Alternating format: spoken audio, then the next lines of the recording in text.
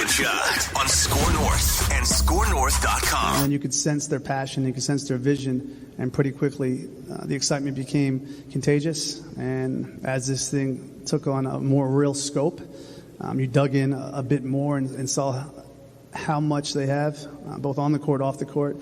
And I think it's a team and organization that its best days are in front of us. And hopefully, I get out of the way, hope I don't mess it up too much. But there's a real sense here that this place can do something special. And I hope I can play some small role along with people up on the stage. Okay, let me ask you this. Mm-hmm. Why don't people just say the truth when asked? So the question, I think, for that answer was like, what did you see about the organization? Or, there was like 3 different questions. And by the way, Mackey and Judd, daily Minnesota sports, entertainment, therapy, speculation, whatever you need us for here. Tim Connelly introduced yesterday as the Timberwolves' new president of basketball operations. And there's like 3 or 4 questions about how, hey, was it a tough decision? Or, what made you choose the Timberwolves? And the correct answer is they doubled my salary. They gave me $40 million over 5 years to leave the Denver Nuggets, and the Cronkies didn't come close to matching it. I'm also excited about some of the other things the Timberwolves have going too.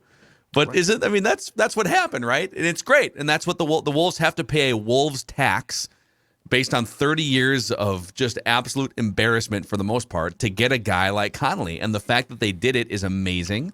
I love it. But it's so weird listening to some of those questions and answers like, so, what did you see in the Wolves organization? Well, I saw that, first of all, second of all, and third of all, I saw bags of cash. That's what prompted this discussion. Right. With an opportunity, if the franchise does well, to get more cash from the franchise. Yeah. Well, explain this then off that point. How do you explain Glen Taylor saying Tim Connelly was not, like, I was doing some searching myself, but Tim Connelly was not on my list. And then A-Rod eventually says, yeah, you know what? Glen led this thing.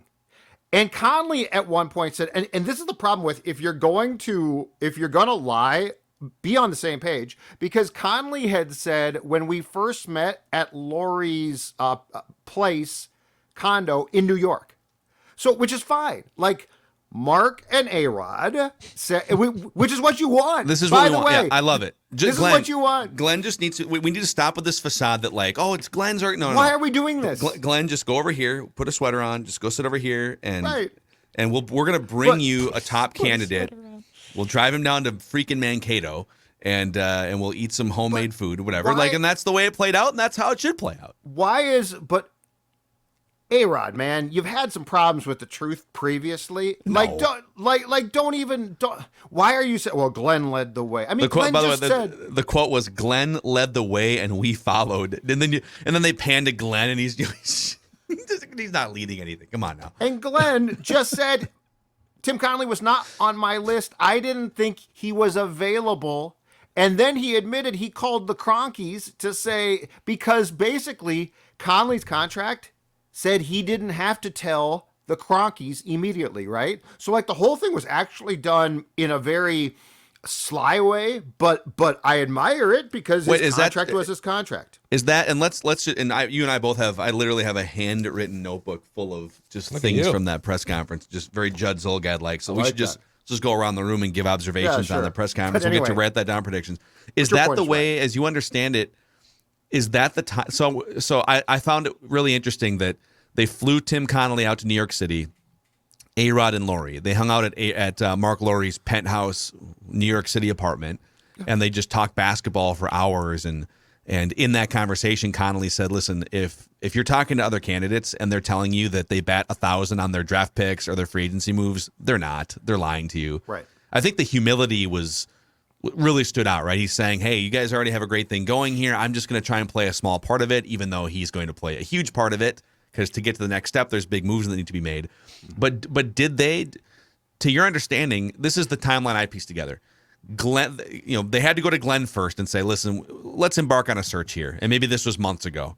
Let's go big game hunting here. Glen, who's on your list for big game hunting? They've done a brilliant job of managing up, so to speak, here, right? Just like keeping Glen involved, but being the sharks that are actually making the moves within the organization. And Glen is empowering them to go and make these moves, and it's great. So Glen has a list that doesn't include Tim Connelly. These guys somehow sniff around and find Tim Connelly is open and available. They fly him out to New York City. Do you think that conversation in New York City happened before they even went to the Nuggets and said, oh, this is a thing that's happening? Or do you think they went to the Nuggets beforehand and then flew him out to New York City? Total guess from what Doogie has told us, which I think is a pretty good play-by-play of how this all transpired. I think that they went to Connelly and sniffed around and found out that his contract didn't say, because the Nuggets are cheap. So I think that they found out that his contract said he can talk. And then they probably called Tim Connelly and said, how would you like to earn a lot more? And Tim Connelly, who doesn't strike me as a stupid human being, said, I'd love to. And so what I think they did was, and I think the reason why they took him to New York was to start the process. And then my guess is, in reality, after the process started, and Connelly probably said, yeah, I mean, this looks like a great opportunity. I love my guy Finchy, who, like me, called him Finchy about 87 times. Yeah. He loves Finchy. I think he said, yes, this sounds great.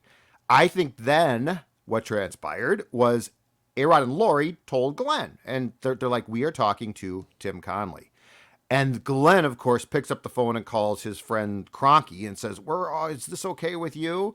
These guys are total sharks. This is why I'm saying this might not end well for Wolves fans, because these guys aren't going to sit there and why won't it end well for Wolves fans? Because they want, as Patrick continues to say, he's right, they are going to want a new building, and if they don't get it, they're going to threaten. Well, but that's partially on. Listen, that's partially on the city. If the city wants the Timberwolves, we're going to have to pay some money for an arena.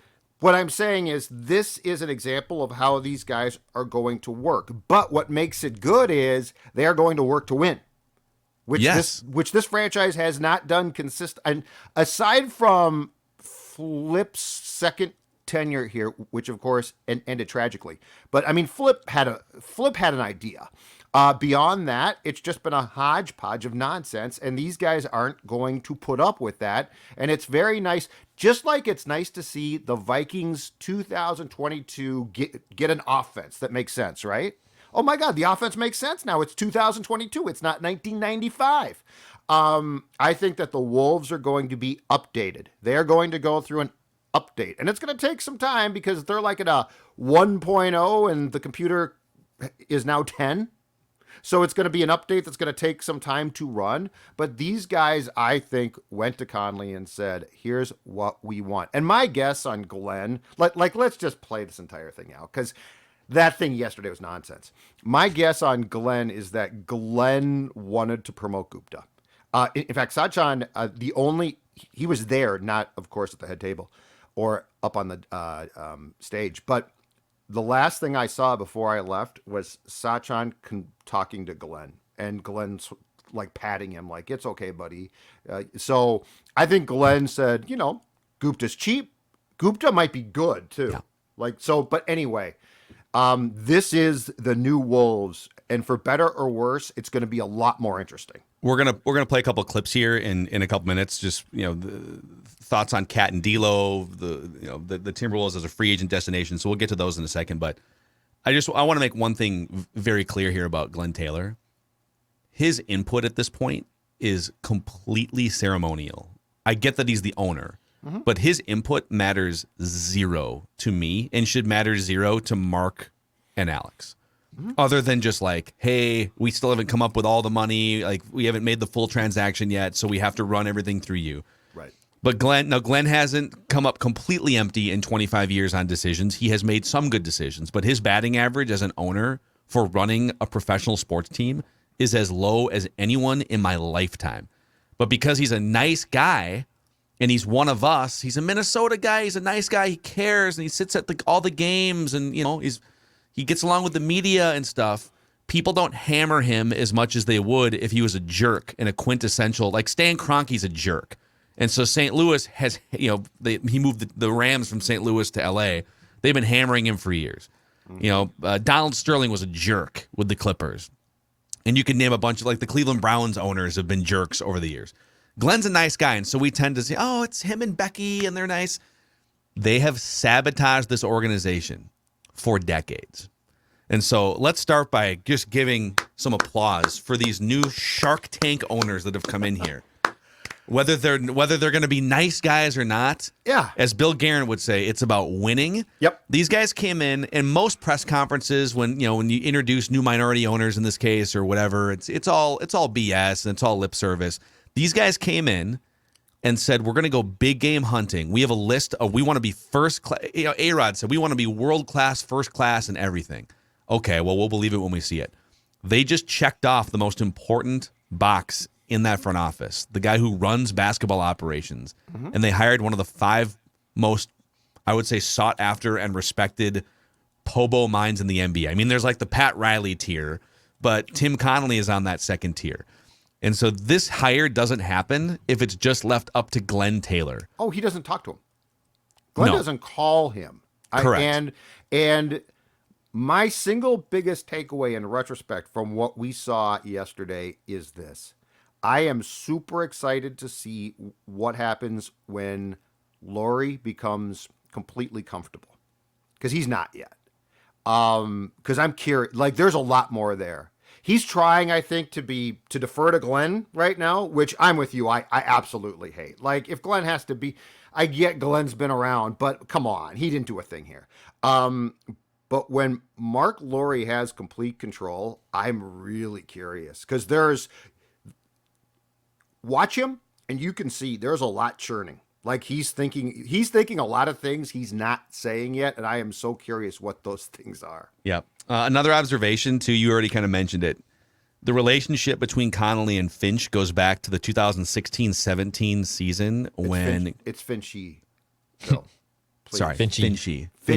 It's Finchy. He calls him Finchy. When Finchy was the associate head coach for the Nuggets, 2016-17, and they have a great relationship. I mean, he was just like giddy talking about Finch and Finchy, and somebody asked, I think Finch was there, maybe speaking in a little side session with reporters. I don't know if you were part of that side scrum, but he went to a side scrum. And he said, when he was asked, what was your part? Did they talk to you about this at all? And he said, yeah. I said, well, if you talk to him, you're gonna want him. You're gonna want to hire him. So I love that these guys are on the same page. There's not going to be any questions about, is Connelly going to want his own guy? Well, this kind of is his own guy. They worked together in Denver for years. Dex, let's also let's play a couple of these clips here. Mm-hmm. I think the biggest decisions they have to make from a personnel perspective is the Cat max extension and super max extension.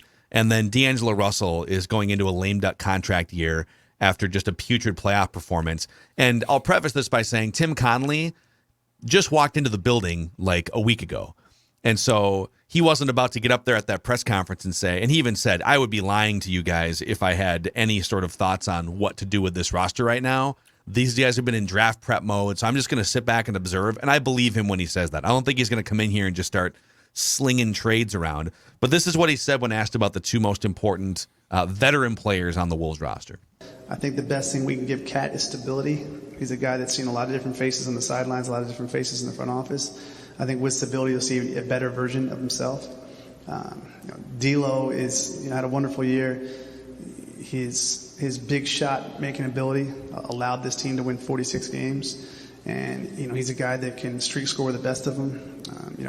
So I don't know what or how our roster is going to look like on draft night or into free agency, but certainly this team doesn't win 46 games without the contributions in both, and it'll be fun to get both guys. What does it mean to you how, if you truly listen to that, how there's just a line drawn between the Cat portion and the D'Lo portion? Cat, he's talking about, the way he talks about Cat is, because he says he needs stability around him. He's speaking about Cat as a pillar who needs things around him, which is fair. I have questions, obviously. Go back and listen to our Game 3 vent line about Cat's personality and maturity and all these things. But as an overall player in the year that he had, and his age and everything, I mean, he's the guy that you build around. And then with D'Lo, he calls him a streak scorer. Streak scorer. And I'm not sure what the roster is going to look like, but hey, credit to those guys. You're right. There is the way that he spoke about each was Cat's going to be here. D'Lo, maybe we're going to have some tough conversations and see where things go. And keep in mind, too, Finchy benched D'Lo in the final quarter of Game 6, the deciding game. Yeah. That's not hey, let's move on now move. That is a move. That is a statement. That is you are one of our, in our opinion, you're supposed to be one of our best players. And in the most important game where we're trying to stay alive, we're benching you. Mm-hmm. I think that move probably didn't get the proper respect that it deserved as far as being a huge discussion point of when the coach does that. And the coach, by the way, is in control. And the coach is coming back seemingly with the full support of the Pobo now. That's not a small move. That is a huge move. Yeah. To bench him. Yep, and those guys are going to have all those conversations too. The other thing, he mentioned the 46 wins, that this team wouldn't have gotten to that 46 win mark without Cat and D'Lo, and that's the next conversation here, which is 46 wins is great for the Timberwolves. They've only, I think the only time I think they won 48 or something with Jimmy Butler and Tom Thibodeau and that whole group 4 years ago. So it's been almost 20 years the last time they won this many games outside of 2017. But 46 and 36 isn't the end of the tunnel here. It's not, you're not going to win the NBA championship unless there's some extreme circumstance, like, you lose LeBron James for half the year and you grind your way to 46 wins. Like, if your goal is to win championships, which sounds crazy to say when we're talking about the Timberwolves, but that's what these guys are thinking. You don't hire Tim Connelly for double the salary. Right.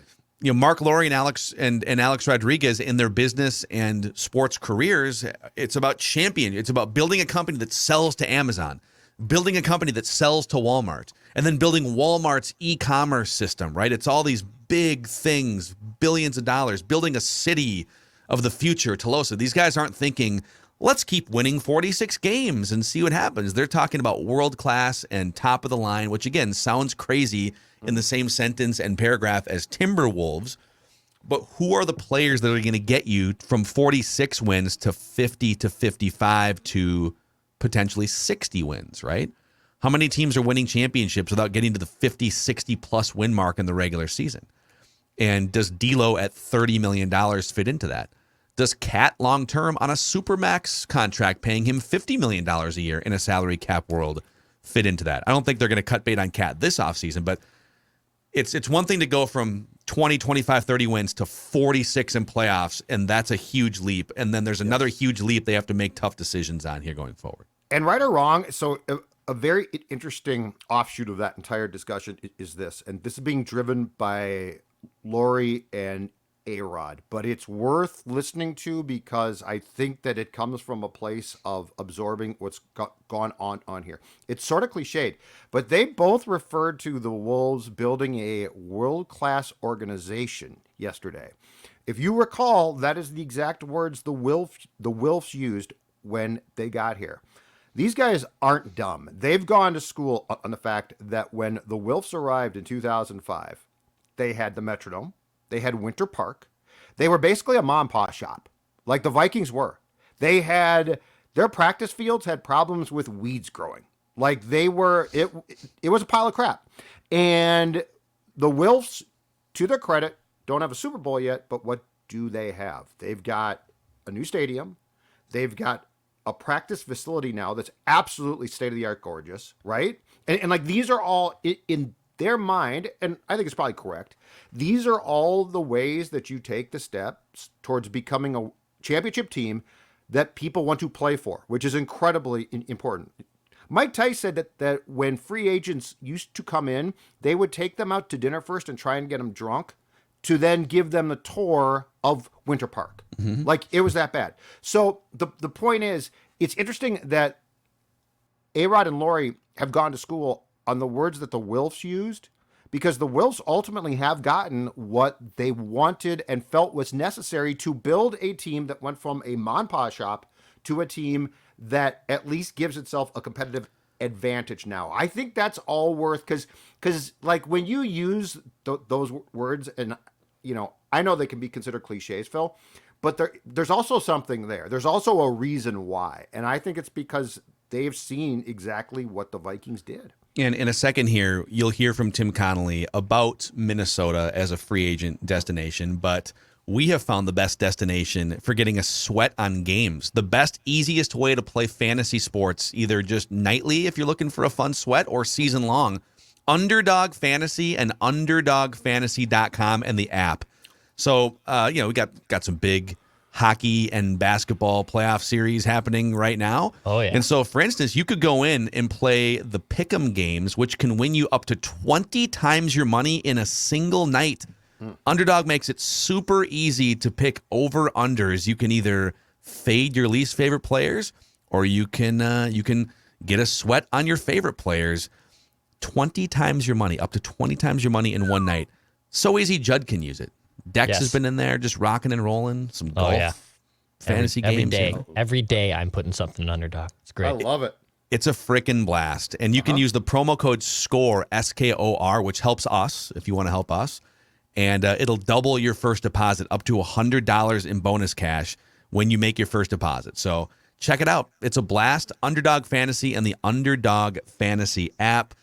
Speaking of golf, Declan, let's talk about the Meadows here for a second, too. Yeah, the Meadows at Mystic Lake, an award-winning 18-hole public golf course located in Prior Lake. It offers a unique, challenging, and scenic golf experience. They also have great instruction programs from PGA teaching professionals.